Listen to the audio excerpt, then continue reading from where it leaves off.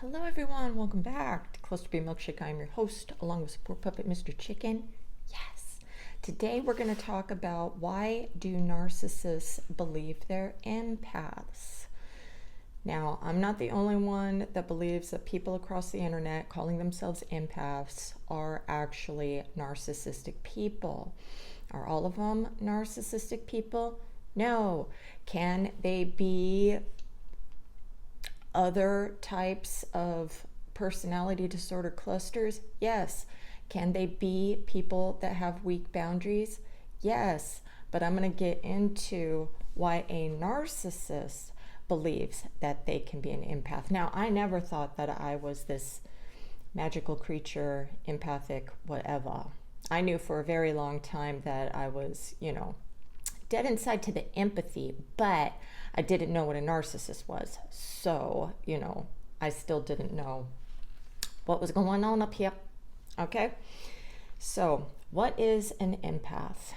Google says a person with enhanced sensitivity to the feelings, emotions, and experiences of others. Empaths are believed to experience others' emotions deeply, sometimes feeling them as their own. This can lead to being intuitive and compassionate, but can also be emotionally draining, making them prone to overwhelm and burnout without proper self-care and boundary setting. So I'm going to break this down, okay? Enhanced sensitivity.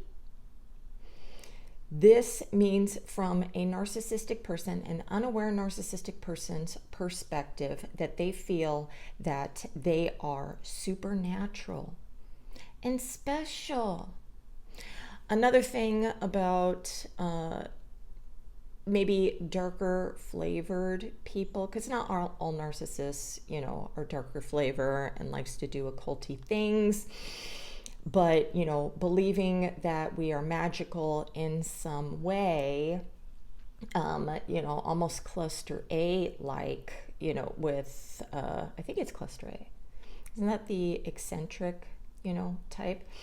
And believing that, we have psychic abilities and, we can read your future. Okay? All right. Feeling other people's feelings and feeling them as their own. This is a projection from a narcissist. How would they feel in this certain situation, even fighting with you? Well, that's how you feel. However, the narcissistic person feels about this certain situation that you guys are involved in. However they believe that they are thinking, they're going to believe that you are thinking the same way as them. And they're going to think that it's mind reading. Okay? All right. And this is why, because narcissists only see from their own perception of reality. This is why, it's very hard for them to connect with you. When you are fighting, they will talk you to death to show you how wrong you are and how right they are. And when we learn that both of our perspectives are true to us, it doesn't mean it's the truth, but it's true to us. We can take pause and be like, okay, if I was in this person's shoes, a narcissistic person can't just do that automatically, put themselves in your shoes. They're going to have to actually, even write a goddamn essay on it and be like, okay, if I was this person and they did not know my motives or my feelings or, whatever, that how would they see me and my point of view? I've talked to many people on the phone and we've done this exercise and then they're like, oh, and then they forget the next time that we talk. That's why I always say, write everything down. Write everything down. It's almost like every narcissist has fucking ADHD, some brain swipey shit or whatever. Anyways. All right. Intuition. Now, cognitive behavior therapy calls this mind reading, which is making assumptions. A psychopath will data mine. This is reading a room, asking questions, and studying your body language. Okay, so this isn't like, I've also had a couple paranoid people. They believe that their paranoia is intuition. They believe that they're right, but they're making up shit in their head. That's tormenting them.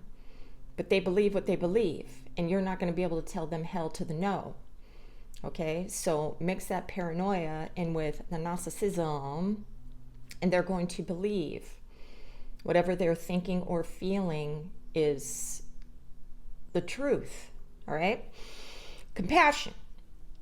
We look good when we care. This is our self-esteem going up. Now, I always tell you people, if they're being nice to you, there's no strings attached and stuff, or they're doing a kindness, you know, out there in the world or whatever, and you know that they're stinker McStinkerson, but they're still doing something positive, you know, in the world, let them be fucking positive. So what if they're doing it for their self-esteem? So what?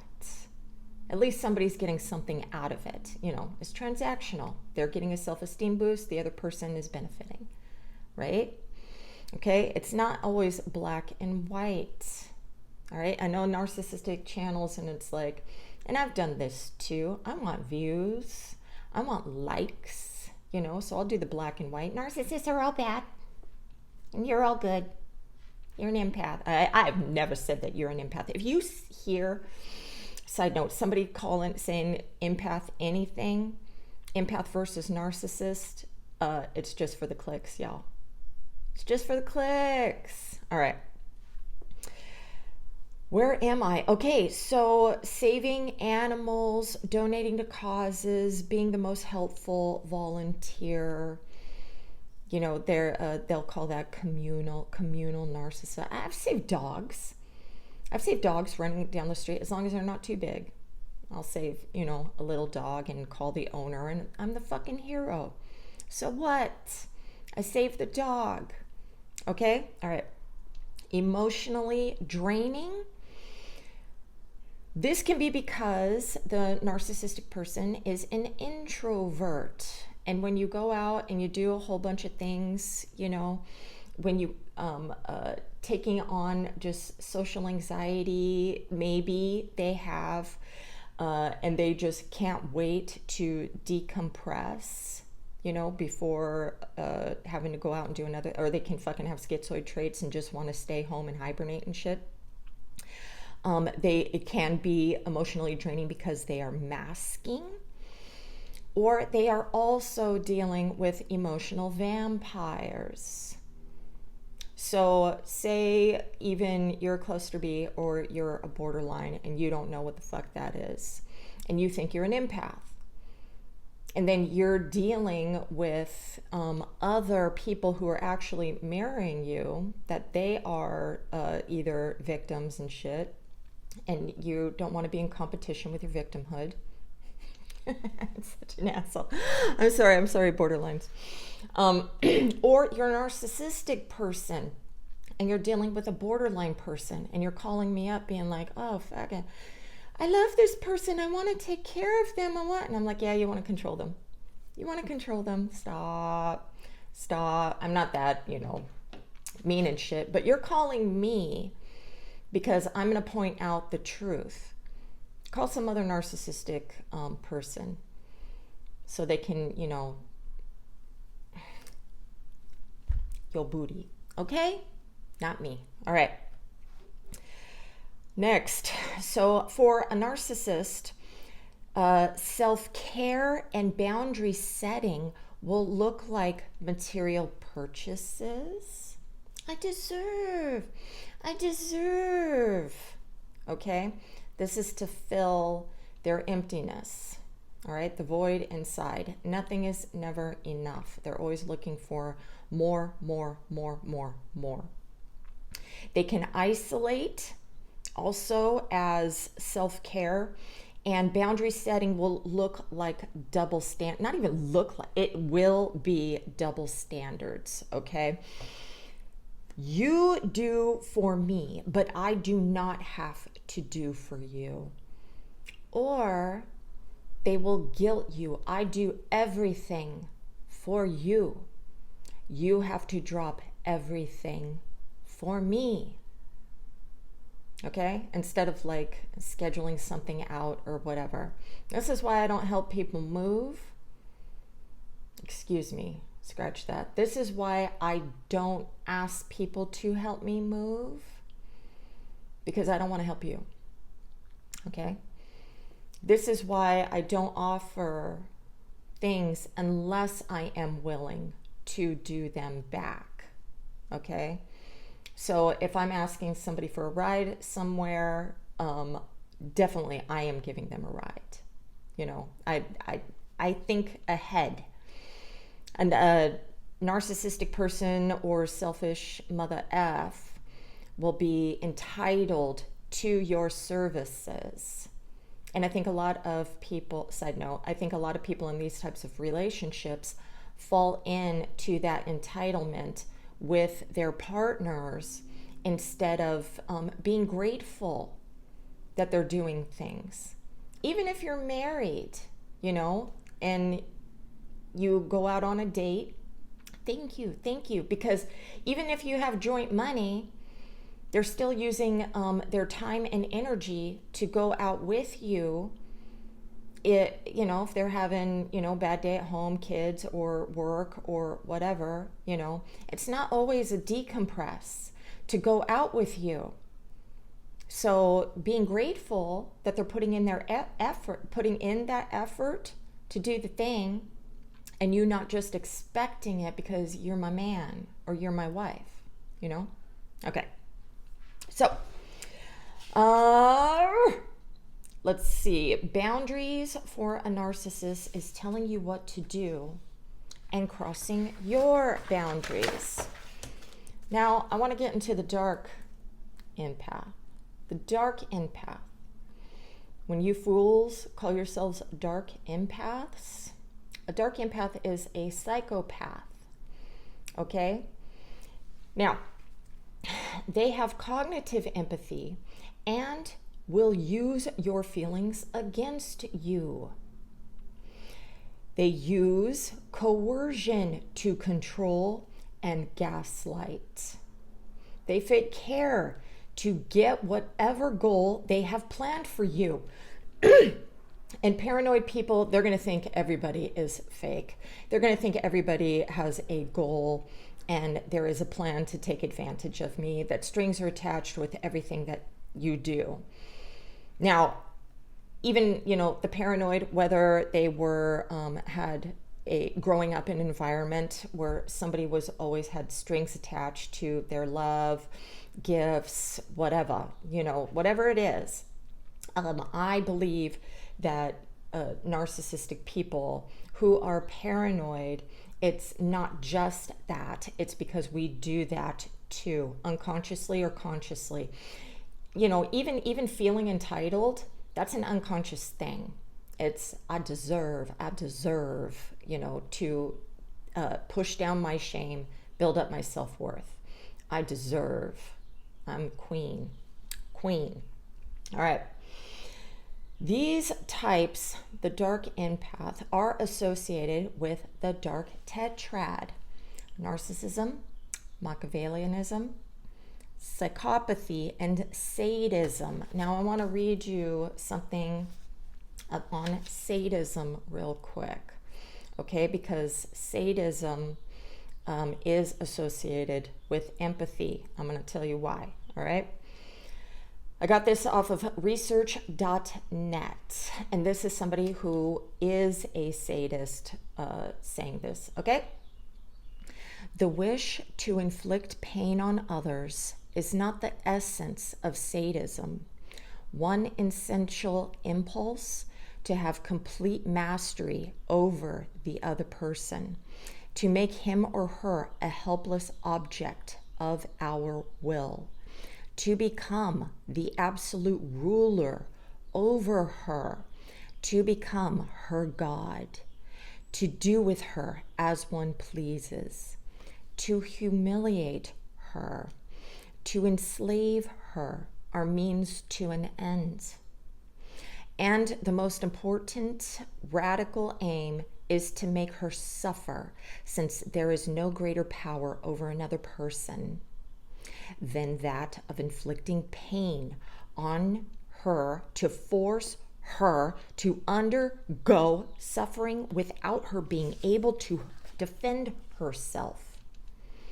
The pleasure in complete domination over another person is the very essence of the sadistic drive. Now, you would think a sadist has zero empathy, but they know how it would feel to hurt you because it has happened to them.